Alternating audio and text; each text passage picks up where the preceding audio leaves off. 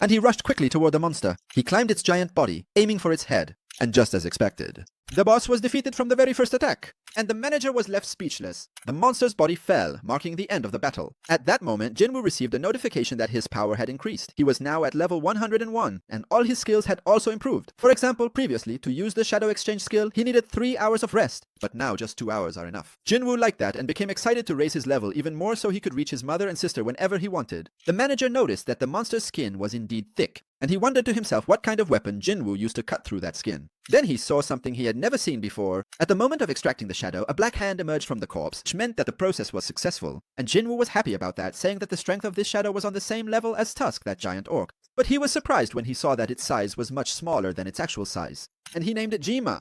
Eugene was happy because everything went smoothly. The gate started to collapse, which meant it was time to leave. But he didn't want to leave this corpse behind, as it was worth a fortune. And outside the gate, all the journalists appeared shocked, because the first one to come out was the giant Tusk carrying the corpse of the gate's boss on his back. Everyone started taking pictures, since Jin-Woo rarely reveals his shadows in public. As for Tusk, he was happy because he had become famous. After him, the director and the rest came out. Jin-Cheo was exhausted, and it would take him a long time to process what had happened inside. The president received all the details, and when he heard the whole story, he understood why the director showed signs of fatigue and exhaustion, since a raid like that doesn't happen every day. Jin-Cheo said that wasn't a raid, it was a massacre. The president understood what he meant.